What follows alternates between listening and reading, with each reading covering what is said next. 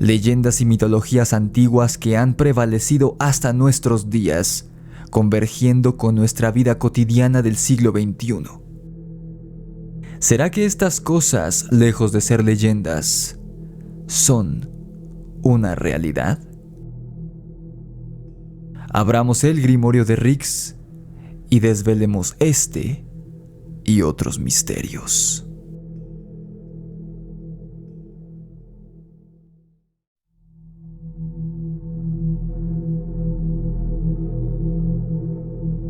Ya perdí la cuenta de cuántas veces te he dicho la frase: hay que temerles más a los vivos que a los muertos. Pues en mi opinión, los fantasmas y los espectros no existen. Al menos, no como se pintan en películas como Ghost, Los Cazafantasmas o Harry Potter. Vaya que, desde mi punto de vista, después de haber recibido tantos relatos de ustedes y de haber escuchado o leído aún más en internet, los fantasmas, en caso de ser reales, claro, no son entidades pensantes con los que uno puede entablar una conversación. No son seres que viven en otro plano ni en un mundo fantasmal que, a través de un portal, pueden entrar y salir a voluntad hacia el plano físico, es decir, el nuestro. Y mucho menos creo que se trate de almas en pena que se han quedado varadas en este mundo, como la mayoría de gente cree. Claro que puedo estar equivocado sobre esto, pues recuerda que absolutamente nadie tiene la certeza sobre ningún tema paranormal ni ufológico, aunque siempre habrá farsantes y charlatanes que afirmen que sí. No obstante, si me encuentro en lo correcto, no habría nada que temer al respecto de los fantasmas, pues estos no serían más que una marca o una cicatriz en el tiempo y el espacio. Una sombra mejor definida, pues sería proyectada por la energía que dejó una persona cuando estaba viva. Una proyección o sombra energética. Es decir, que los fantasmas no serían almas en pena que dejaron asuntos sin resolver en vida o que murieron en circunstancias violentas, sino que simplemente serían el rastro o la proyección de la energía de una persona que en vida su energía era muy fuerte. Algo así como el aroma de un perfume muy potente que, aunque la persona que la usa haya salido de la habitación, el aroma prevalece. Sin embargo, si bien no a los fantasmas, sí hay seres a los que tenemos que tenerles miedo. Creo fervientemente, después de 3 años de trabajar como comunicador en este programa, tiempo en el que he leído cientos de casos ocurridos a ustedes o ahondado en casos ocurridos en otras partes del mundo en distintas épocas, que si a algo debemos temer en el plano físico, es a todo aquello que viene de otro planeta o de otra dimensión. Aquí en el canal hemos revisado distintos casos de abducción extraterrestre. Obviamente, el hecho de ser sustraídos contra nuestra voluntad de nuestro hogar por seres intergalácticos que viajan a bordo de una enorme nave para que nos hagan quién sabe qué cosa y sin que nosotros siquiera lo recordemos a la mañana siguiente, resulta más que aterrador. Ahora, en el episodio de hoy, te contaré una historia que parece apuntar a que es completamente real y ocurrió en México hace no tanto tiempo. Esta historia me la contó mi amiga Mar Arriaga, del canal Remanchados de Terror, en un podcast que grabamos hace unos meses, y realmente me dejó con la boca abierta, y logró algo que pocas cosas logran: dejarme sin palabras. La historia en cuestión le fue enviada por una suscriptora suya, nieta de uno de los protagonistas del extrañísimo suceso. Antes de pasar de lleno al relato, solo quiero asegurarte que, Si a algo debemos temerle en el ámbito paranormal, no es ni a los fantasmas, ni a los vampiros, ni a los nahuales, ni siquiera a las brujas, sino a todo aquello, vivo o no, que venga de las estrellas, pues no hay manera en que nosotros terrestres podamos entender algo que provenga de fuera de nuestro planeta. Y la otra cosa, ¿recuerdas que en un episodio hace poco planteamos la posibilidad de que los extraterrestres elijan a las personas con quien tienen contacto basándose en algún elemento de su código genético? Esto porque usualmente, cuando los alienígenas contactan con un ser humano, suelen contactar también a alguno de sus familiares cercanos. Así que podría ser que estos elegidos no son tomados al azar por los alienígenas, sino por algo que se encuentra en sus genes. Como te dije, esta experiencia real le fue enviada a Mar por la nieta de uno de los protagonistas de esta historia, la cual tiene tintes de una película de Steven Spielberg, pero ocurrió en la vida real. Realmente, los protagonistas del relato son 4 hermanos, entre los cuales había una diferencia considerable de edad.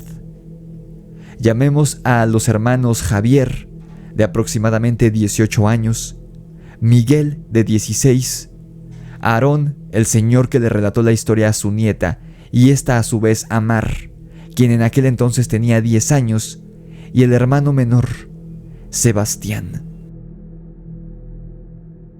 Todos estos nombres son ficticios, ya que lo que te voy a narrar fue tan impresionante que absolutamente todos los pobladores de la comunidad en la que vivían estos hermanos supieron de él, y hasta la fecha, en dicha comunidad, la historia sigue tan viva como si apenas hubiera ocurrido ayer, pues la gente se ha encargado de pasarla de generación en generación en este lugar. Por seguridad de su familia, la nieta de Aarón no quiso compartir su apellido a Mar cuando le contó el relato, pues ella afirma que si vas a esta comunidad y mencionas el caso de su abuelo y sus hermanos, no importa la edad de a quien le preguntes, todos sabrán a qué familia te refieres e inmediatamente te dirán: ah, sí, los hermanos que vieron a los seres del volcán, ¿verdad? Por lo mismo, la chica tampoco quiso revelar la ubicación de dónde ocurrió esto. No obstante, Mar supone que esta historia ocurrió en una de las localidades cercanas al volcán Popocatépetl, y yo apoyo esta hipótesis, pues como hemos revisado en numerosas ocasiones, este coloso de piedra y lava posee un sinfín de leyendas e incluso pruebas de que algo muy extraño habita dentro de él y en sus alrededores. En fin, ya entrando de lleno a la historia, esta familia se encontraba pasando por una racha terrible. El padre de Javier, Miguel, Aarón y Sebastián los había abandonado a ellos y a su madre, como tristemente suele ocurrir en México. La cobardía de este hombre no solo trajo graves problemas económicos a la familia, sino también un montón de conflictos emocionales para los 4 hermanos y para su madre. Esta última, a quien llamaremos Delfina para fines prácticos, fue quien más sufrió a raíz del abandono de su esposo y toda la crisis financiera y emocional que derivó de esto. Es curioso que, usualmente, los protagonistas de historias de encuentros con entes oscuros o también con seres extraterrestres son personas que están pasando por una depresión muy profunda o por una crisis emocional severa. Esto pondría sobre la mesa la interrogante de por qué tantos seres de otros planos y también de otros planetas se interesarían en personas que se encuentran pasando por momentos emocionalmente difíciles. La cuestión es que, un día, la señora Delfina empezó a decirles a sus hijos que los seres del volcán hablaban con ella en sueños, y pronto este terror se volvió más intenso cuando empezaron a llevársela de su habitación durante las noches. La mujer se quebró por completo una vez que empezó a tener estos encuentros, pues ya era demasiado para cualquier ser humano. Como si las cuentas vencidas y la falta de dinero, aunada con la depresión, fueran poca cosa, ahora tenía que lidiar con el terror absoluto que le provocaba el hecho de que seres que se metían en su mente y se la llevaban al interior del volcán para decirle que se la iban a llevar a quién sabe dónde. Recordemos que Aarón, el hijo de en medio de Delfina, hoy en día ya es abuelo, y cuando esto ocurrió, él apenas contaba con 10 años de edad, así que esta historia ocurrió hace por lo menos 50 o 60 años.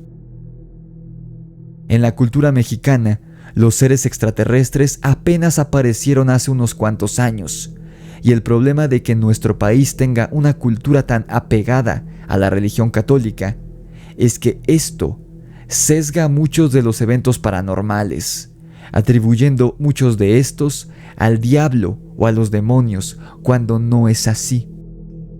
Y si esto ocurrió en una comunidad rural hace medio siglo, pues peor tantito. La señora Delfina jamás utilizó la palabra extraterrestre para definir a los seres que la visitaban por las noches, llevándosela al interior del volcán y amenazándola con que se la iban a llevar.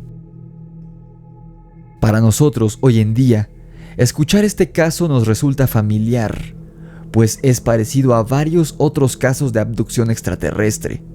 Pero en aquella época en México y en ese contexto sociocultural, la pobre mujer no tenía ni idea de qué estaba pasando y sus jóvenes hijos mucho menos.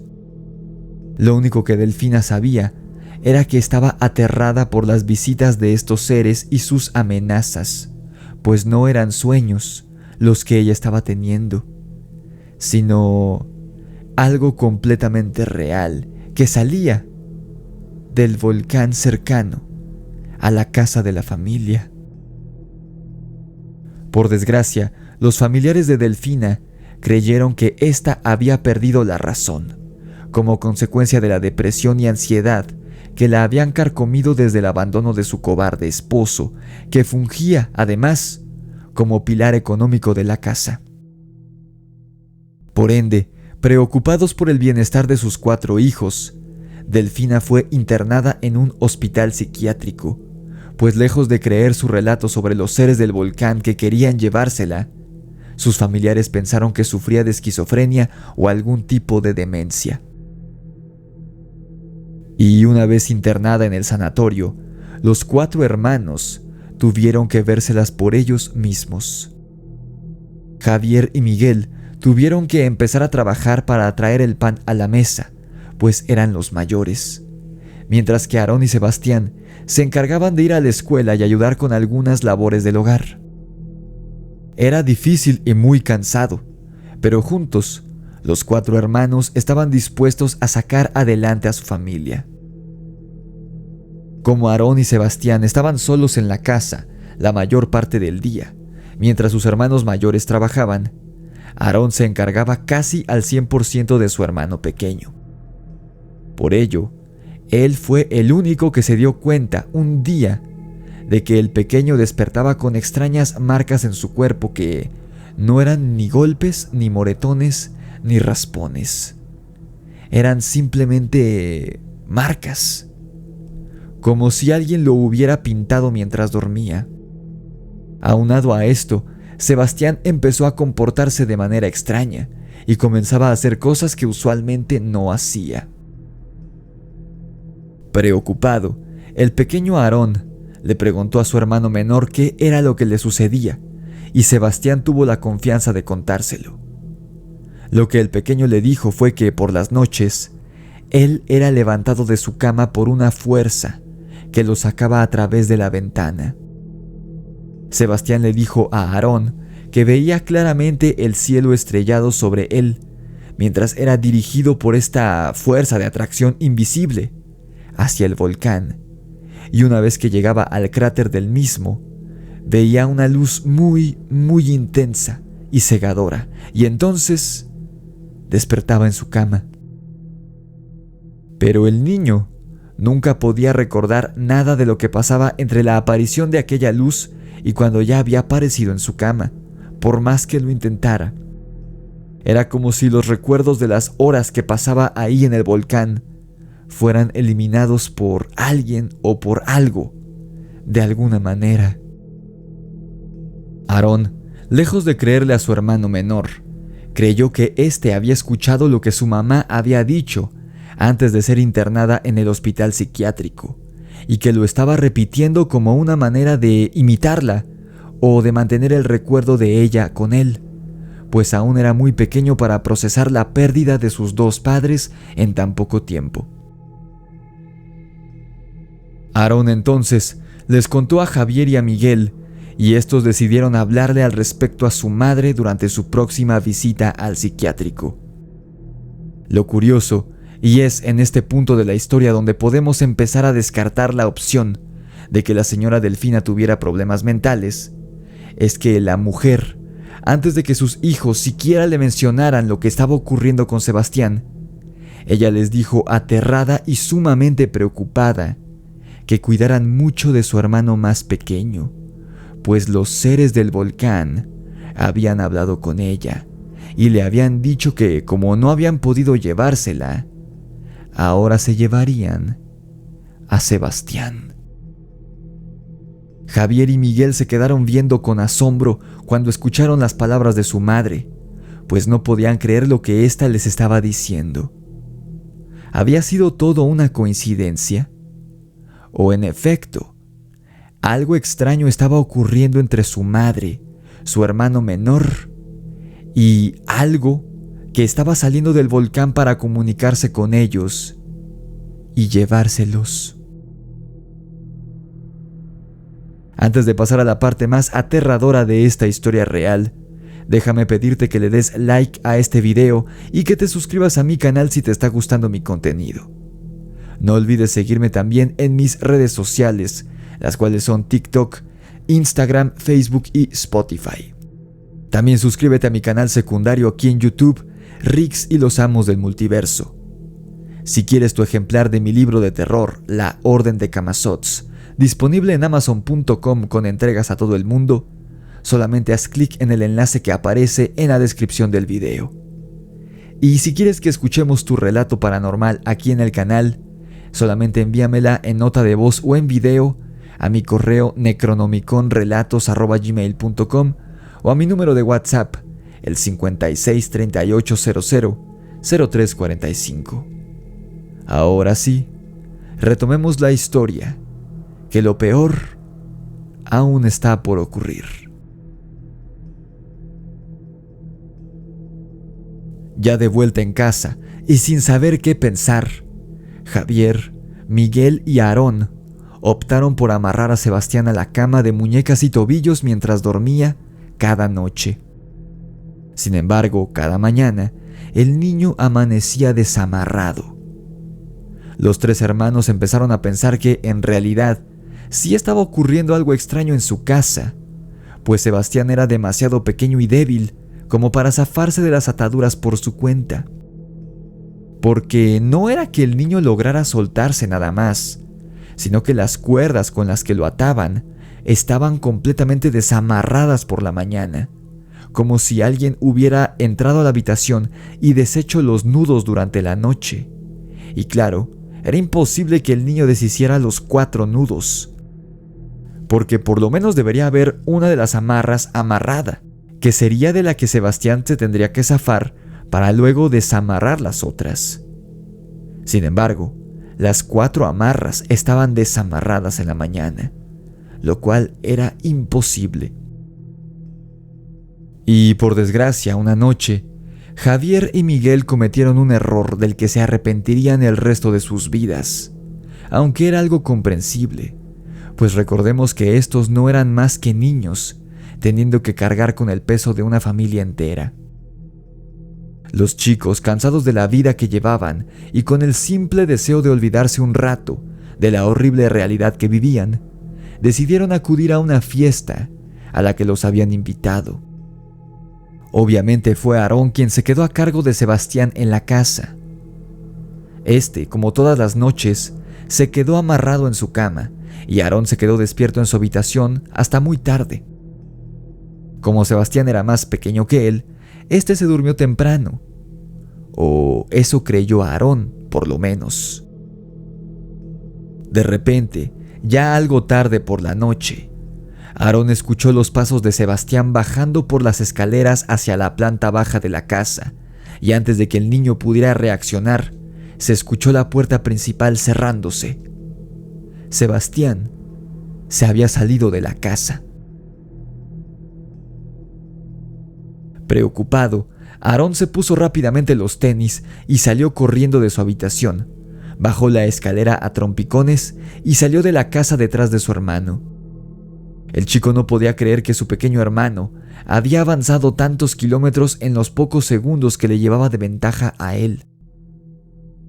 Aarón se echó a correr detrás de Sebastián, llorando y llamándolo por su nombre a gritos, pues el niño se dirigía justamente al volcán que estaba cerca de la casa. Parecía que Sebastián caminaba dormido, pues lo hacía de manera robótica y autómata, y por más que su hermano gritara su nombre, él no le hacía caso. Además, por más que corriera, Aarón no podía alcanzar a su hermano a pesar de que éste solo iba caminando. Entonces, dos luces muy potentes golpearon el rostro de Aarón, cegándolo por completo unos instantes. Era una camioneta que casi lo arrolló en el camino. El vehículo se detuvo y de él descendieron Javier y Miguel. Asustados, le preguntaron qué hacía en la carretera de noche, llorando, y Aarón les explicó rápidamente lo que ocurría. Sus hermanos mayores lo subieron de inmediato a la camioneta y aceleraron en dirección hacia donde se dirigía Sebastián. Mientras lo regañaban por haber dejado salir a Sebastián, Aarón iba aterrado, porque su hermano ya estaba muy cerca del volcán, y es que los hermanos podían verlo claramente a la distancia, por el parabrisas de la camioneta. Javier, quien iba manejando, aceleró lo más que pudo, y cuando por fin alcanzaron a Sebastián, este ya se encontraba a faldas del volcán, de pie, detenido, mirando hacia el volcán. Los tres hermanos bajaron velozmente de la camioneta para ir por el pequeño, pero justo en ese momento, una luz infinitamente intensa se hizo presente en el cielo nocturno, cegando a Javier, a Miguel y a Aarón por completo, y estuvo ahí en el ambiente durante unos cuantos segundos. Y cuando por fin la luz desapareció y los tres hermanos recuperaron la vista, Sebastián ya no estaba. Por más que lo buscaron y lo buscaron, jamás encontraron al pequeño, pues al parecer se lo habían llevado los seres del volcán. Aarón tenía 10 años cuando esta tragedia sucedió y hoy ya hasta es abuelo, y hasta la fecha ni él ni su familia pueden comprender qué fue lo que pasó aquella noche. Solo saben que posibles seres extraterrestres que tenían una especie de base dentro de este volcán se llevaron a su hermano porque no habían podido llevarse a su madre, a la cual volvieron loca, literalmente. Una familia entera destruida por seres de otro mundo.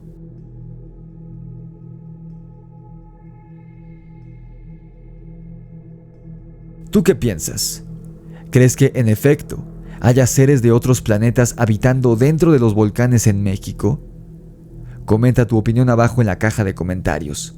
No olvides dejar tu like y compartir este video con todos tus conocidos amantes del terror y del misterio. Si aún no lo has hecho, suscríbete a mi canal y activa la campana de notificaciones para que YouTube te avise cada vez que subo un nuevo video.